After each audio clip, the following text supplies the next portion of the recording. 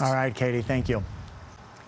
Right now, we want to turn it over to First Alert Chief Meteorologist Dave Aguilera. Dave, we did have a few storms earlier, but it's kind of calmed down a bit. Yeah, it has calmed down, and Denver saw a few sprinkles on the west side, and that's about it. So we've really lucked out. Most of the heavy thunderstorms have been south of the metro area, but clouds are still rolling down the hill here from the mountains. So we are keeping in a chance of showers as we go through the evening tonight. On the north side of Colorado Springs, our friends in the Briargate neighborhood down there, Steve Parker sent us this picture here. Pete, a marble-sized hail from some of the storms down that way, which are now driving down to the south. We've got some light rain now up in Fort Collins going through. We've had a few very weak thunderstorms across that part of the I-25 corridor up there. Wellington had some rain, as well as Greeley, and then south of the city in Castle Rock, we've got a pretty good thunderstorm going through right now, pushing down across Douglas County all the way down towards Colorado Springs, where they have light rain moving in again. But earlier, some big thunderstorms on the north side of the Springs pushing through, and that's where we saw that hail earlier.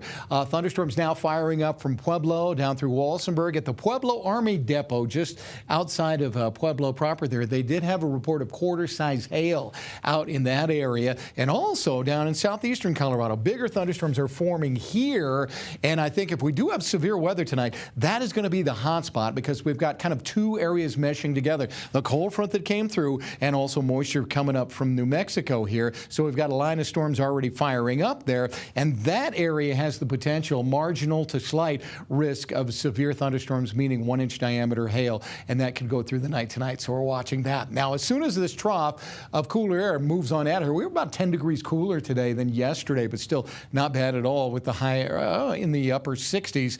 Warming ridge takes place now starting tomorrow into Friday, Saturday, and Sunday, and that's really going to boost our temperatures, where it's going to be feeling like at least the start of summer around here coming up. I'll show you that in a moment. Before tonight, we're keeping just a slight chance of some showers around the Front Range in the forecast through midnight tonight.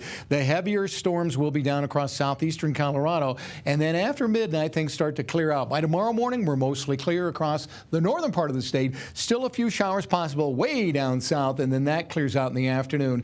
And if there is any moisture tomorrow, it'll be isolated showers, maybe in the southern mountains. Otherwise, clear to partly cloudy for the rest of the state tomorrow.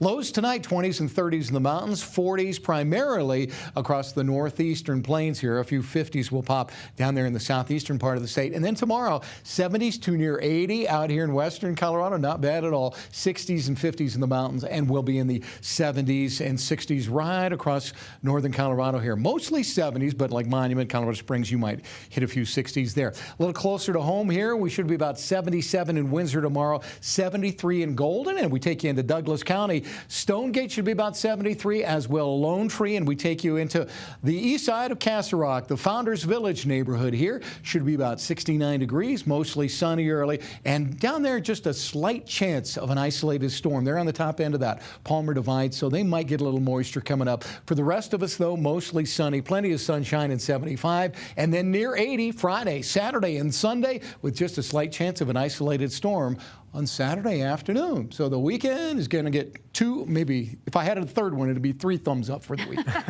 Friday, Saturday, Sunday. Oh, it's spectacular. Thank you, Dave. Romy's here now. You know, I always love schedule release day, because then you sit there and you go down the schedule, like, okay, that's going to be a win. That's going to be a tough turnaround. Oh, maybe a 3-4 game losing